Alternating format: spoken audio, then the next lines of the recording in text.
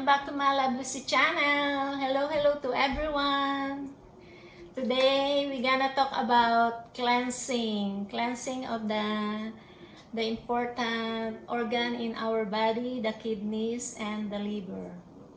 I will tell you a special cleansing, very cheap, affordable. You just see it in your refrigerator. We don't buy it in supermarkets for the expensive cleansing, the tablets or concoctions. There are many cleansing, but this one is a simple cleansing for our kidneys. I've been doing this for almost 2 years now, and it's very good. I can feel before I have pains there in the kidney, but since I have cleansing once a month or twice a month, then I'm feeling good.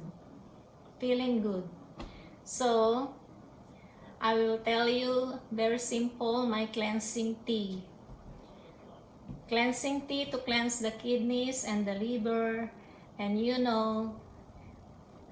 kidneys and liver, very important to our cleansing the blood in our body. I am not a doctor or medical I am not. I'm just telling you my experience about this cleansing tea. Very cheap and affordable and easy to prepare. So let's go. And I will tell you my secret cleansing tea. Okay. So guys, ito ay parsley. Magaling itong panglinis ng ating kidneys, liver, and other organs sa ating dito sa tiyan. Ayan, parsley. Ayan, nilinis ko na ng gusto. Kailangan malinis na malinis. Hugasan nyo ng gusto. At kailangan organic. Organic ito. Organic parsley. Kung wala naman organic, hugasan nyo ng hugas na hugas para maalis yung mga yung mga in-spray na insecticides. Ayan. So, ito parsley. Isang bunch ito yung nabibili. Isang tali. Ayan. Itong parsley, pwede na siya lang. I-boil mo siya and then make a tea. Itong isa, yung cilantro. Ang bango nito. Gusto ko to, cilantro. Hinahalo din yan sa salad. So, hinahalo ko din ito sa dito, sa parsley. I-boil siya. Gagawin siyang cleansing tea. Ayan. Ang bango, ang sarap. Ang sarap ng amoy nito. Ewan ko kung meron nito sa Pilipinas. Iba yung sa Pilipinas, kimchi yun.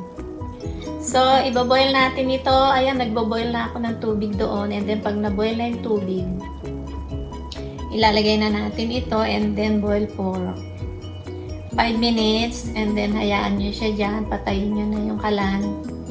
So, naka-steep na siya, nakababad siya. And then, pagka lumamig, pwede nyo nang inumin. Before breakfast, before lunch, before dinner, ayan.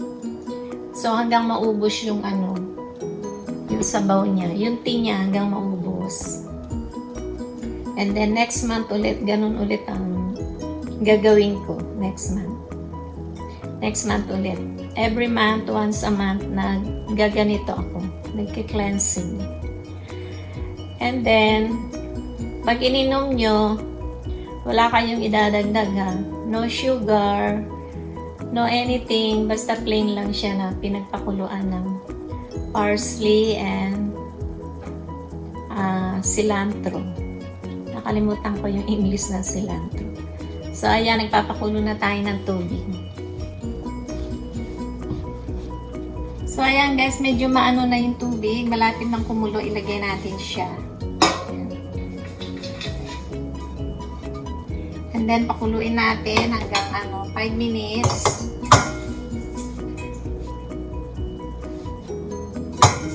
Ano to? 8 cups of water. Ayan, hayaan natin siyang kumulo. Ganun lang. Ang gagamitin nyo stainless. So, ayan. Iaano lang natin siya dyan. Ibababad natin. Ayan, hanggang kumulo yan. So, pag kumulo, pwede na siyang inumin. Parsley and cilantro cleansing. O, pwedeng parsley lang. So, ayan guys, ganun lang ang paggawa ng cleansing. And then, pag kumulo ng kumulo yan, bukas ng umaga, iinumin ko yan. And then, mamaya, before matulog. So, ayan, pakuluin lang natin ng mga 5 minutes. And then, ready na siya. And then, no sugar, no anything, just plain cilantro and parsley tea or parsley tea only. Ayan. Pwedeng parsley lang. Pero ako hinahaluan ko siya ng cilantro.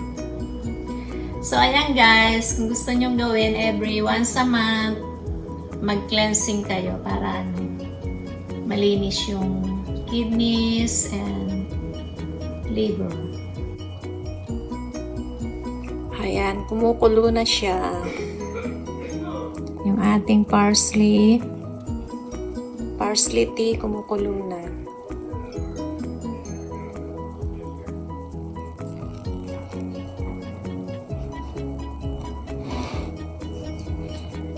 So, ito na guys ang ating parsley tea. Ayan. Pwede nang inumin. Parsley tea, ayan. Bagong kulo. Bagong kulo ang ating parsley tea.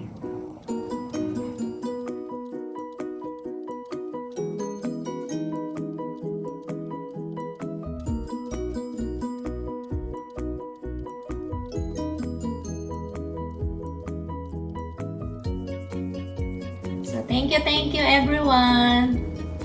See you again on my next vlog. Ayan. Thank you. Bye-bye. I love you all. God bless.